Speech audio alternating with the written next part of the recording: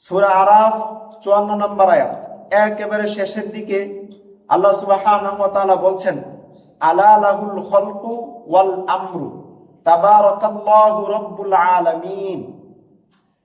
তিনি বলছেন আলা লাহুল খালকু, শুনে রাখো, সৃষ্টি হচ্ছে আমার। সৃষ্টিকার আল্লাহ। সৃষ্টি যেহেতু আমার, আদেশও চলবো আমার। তাবারাকাল্লাহু রাব্বুল আলামিন, বরকতময় মহাবিশ্ব যিনি পরিচালনা করতেছেন, মহাবিশ্বের যিনি রব আল্লাহ, তিনি হচ্ছেন বরকতময়। তাবারক, বরকতময়, কল্যাণময়। মুহতারাম হাজিরিন, এই আয়াতের মধ্যে আল্লাহ তাআলা তার রুবুবিয়াতকে মানুষের সামনে তুলে ধরেছেন। রুবুবিয়াত যদি আপনি বুঝতে চান, আল্লাহর রুবুবিয়াত, তাহলে প্রথম যে বিষয়টা আপনাকে মাথায় রাখতে হবে সেটা হচ্ছে, যত কিছু সৃষ্টি আছে সমস্ত সৃষ্টিকার আল্লাহ। এই সমস্ত সৃষ্টি হচ্ছেন আল্লাহ। আল্লাহ এই সমস্ত সৃষ্টি করছেন। অর্থাৎ আমি আপনি যা দেখি, এই পৃথিবীতে যা কিছু দেখতেছি সবকিছুই আল্লাহ তাআলার সৃষ্টি। এই জন্য তিনি হচ্ছেন রব। রব শব্দের অর্থ হচ্ছে যিনি সৃষ্টি করছেন। তাহলে আল্লাহ সৃষ্টি করছেন। কে সৃষ্টি করছেন? আল্লাহ সৃষ্টি করছেন। আবার সূরা আনামের 102 নম্বর আয়াতের দিকে আমি আপনি লক্ষ্য রাখি, আল্লাহ তাআলা বলছেন, যালিকুমুল্লাহু রাব্বুকুম, আল্লাহ হচ্ছেন তোমাদের রব। আল্লাহ কে? আমাদের রব। আমাদের রব কে? আল্লাহ। আল্লাহ হচ্ছেন আমাদের রব। লা ইলাহা ইল্লাহু, তিনি ছাড়া আর কোনো ইলাহ নাই। খালিকু কুল্লি শাই, সমস্ত কিছু তিনি সৃষ্টি করছেন। তাহলে আল্লাহ হচ্ছেন আমাদের স্রষ্টা। আল্লাহ হচ্ছেন আমাদের কি? স্রষ্টা। তিনি সমস্ত কিছু সৃষ্টি করছেন। এই সৃষ্টির হাতে, আল্লাহর সৃষ্টির হাতে অন্য কারো হাত নাই, কোনো অংশীদার নাই। সৃষ্টির ক্ষেত্রেও একক। সমস্ত কিছু তিনি এককভাবে সৃষ্টি করছেন। তার সৃষ্টির সাথে অন্য কারো অংশীদার নাই। খালিকু কুল্লি শাই, তিনি সমস্ত কিছু এককভাবে সৃষ্টি করছেন। ফা'বুদু, সুতরাং আমি যেহেতু তোমাদেরকে সৃষ্টি করছি, সমস্ত কিছু যেহেতু আমি সৃষ্টি করছি, তাহলে ফা'বুদু, গোলামি করো আমার। গোলামিও করবে কার? আমারই গোলামি করবে। ওয়া হুয়া আলা কুল্লি শাইইন ওয়াকিল, শোনো, আমি সমস্ত কিছুর দায়িত্বশীল। আমি রাখি, সমস্ত কিছুর উপর দায়িত্বশীল আমি। যা সৃষ্টি আছে সমস্ত সৃষ্টির দায়িত্বশীল হচ্ছে আমি। আমি ওকিল, অভিভাবক। আমি ওকিল, আমি সমস্ত কিছু পর্যবেক্ষণ করতেছি। সমস্ত কিছু আমার হাতে, সমস্ত কিছুর উপর আমার দায়িত্ব রয়েছে, আমার কর্তা রয়েছে। মুহতারাম হাজিরিন, ওকিল শুধুমাত্র আল্লাহ। ওকিল কে? মুহাম্মদ সাল্লাল্লাহু আলাইহি ওয়াসাল্লামকে আল্লাহ তাআলা ওকিল বানান নাই। মানে তুমি যে অভিভাবক, তুমি যে মানুষের রক্ষক, তুমি যে মানুষের দায়িত্বশীল, এটাও আল্লাহ তাআলা মুহাম্মদ সাল্লাল্লাহু আলাইহি ওয়াসাল্লামকে বানান নাই। দায়িত্বশীল কে? সমস্ত কিছুর উপর দায়িত্ব রাখতেছেন কে? আল্লাহ রাখতেছেন। এজন্য তিনি হচ্ছেন ওকিল, সমস্ত কিছুর উপর তিনি দায়িত্ববান।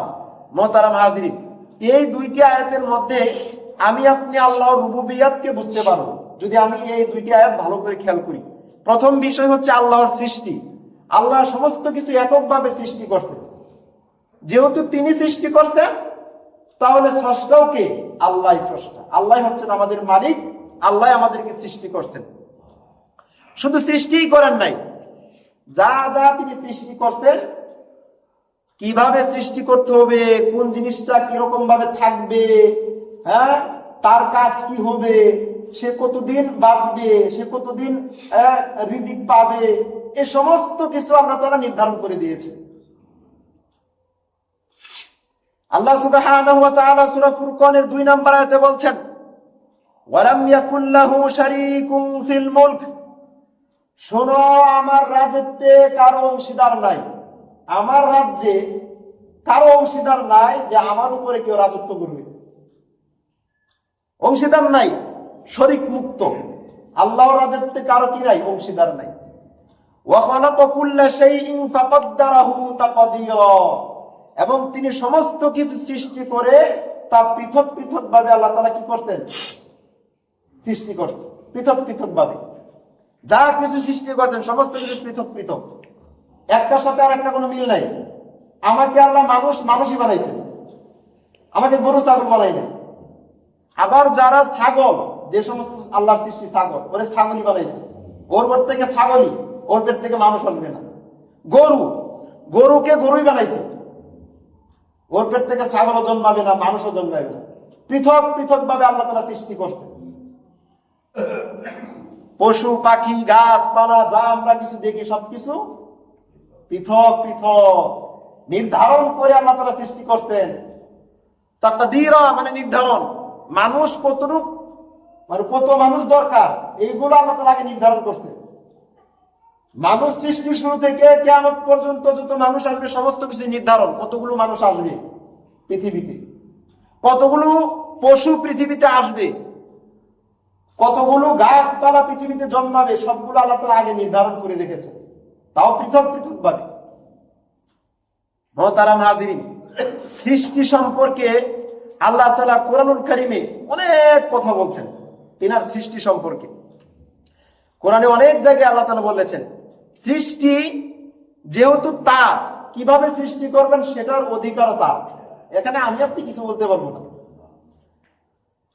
কোরআনুল কারীমের সূরা তাহার 50 নম্বর আয়াতে আল্লাহ বলছেন, ক্বালা, আপনি বলুন, রাব্বুনাল্লাযী আ'তা কুল্লা শাইইন খালকাহু সুম্মা হাদা, আমার রব হচ্ছেন তিনি যিনি সমস্ত কিছু সৃষ্টি করেছেন,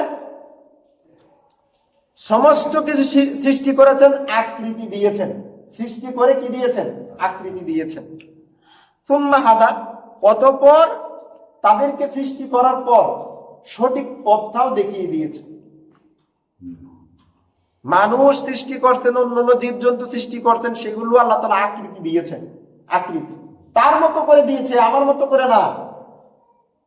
কোন সৃষ্টিটা কেমন হবে, হ্যাঁ, কোন সৃষ্টিটা বানালে কেমন সুন্দর দেখাবে, কোন সৃষ্টি কিভাবে হবে, সবগুলো আল্লাহ তাআলা আগে তাহলে কি করছেন, মানে আকৃতি দিয়েছেন, তিনি সবকিছু নির্ধারণ করেছেন, কতগুলো হবে তাও নির্ধারণ করেছেন।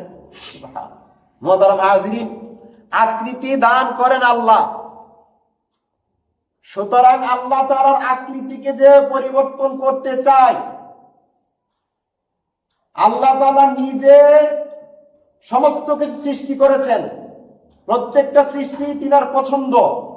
সুতরাং আমি আপনি যদি আমার পছন্দকে আমি না বুঝি আর সেই পছন্দটাকে পরিবর্তন করতে চাই, তাহলে আপনি বুঝে নিবেন যে আল্লাহর যে রুবুবিয়ত আছে সেই রুবুবিয়তকে আমি আপনি অস্বীকার করছি। দাড়ি আল্লাহ তাআলা পুরুষকে দিয়েছেন, নারীকে না। সুতরাং আমি আপনি কেন বুঝতেছি না যেটা আল্লাহ তাআলার সৃষ্টি, আল্লাহ তাআলার পছন্দ দিয়ে আমাকে সৃষ্টি করছেন, আর দাড়ি আমার মুখে লাগবে এটা আল্লাহ তাআলা তিনি পছন্দ করছেন দেখিয়ে দিয়েছেন।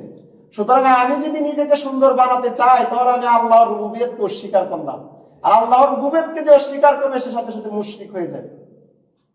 ঠিক তেমনি ভাবে নারীরা নিজেদের চেহারাকে সুন্দর করার জন্য যা কিছু ব্যবহার করে এটাও রুবুবিয়তের মধ্যেই পড়ে, কারণ আল্লাহ একজন নারীকে সুন্দর করেই বানাইছেন, এই সুন্দরকে পরিবর্তন করিও না। ব্রো তুলে, তারপর চুল কাটে, তারপর যা মুখের মধ্যে লাগানো দরকার তা লাগায়।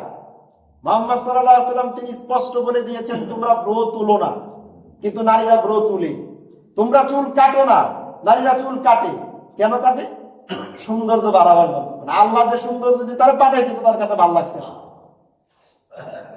তাহলে প্রত্যেকটা সৃষ্টিকে আকৃতি দান করছেন কে? আল্লাহ দান করছেন। একটা মানুষ কতটুক মোটা হবে, কতটুক চিকন হবে, কতটুক লম্বা হবে, কতটুক প্রশস্ত হবে, এ সবগুলো আল্লাহ তাআলা নির্ধারণ করে আল্লাহ তাআলা সৃষ্টি করছেন। আকৃতি দান কে? ওই যে আমি আপনি একজনকে বলি দেব মোটা দুবেন, মোটা এবং মোটা হয় না কে, চিকন কে? তো মানে চিকন করে তারা পাঠাইছে কি? আল্লাহ পাঠাইছে। মোটা করে পাঠাইছে কে? আল্লাহ পাঠাইছে। এখন মানুষ নানান কথা বলে চিকন মানুষ হইলে কিছু নাই, খানা কিছু না, মোটা হয় না কেন? এই সমস্ত কথা শোনার পর সে এমন খাওয়ানি খাওয়াইতে পেট একবারে ফুলা, শরীর ফুলা বানায় দেয়।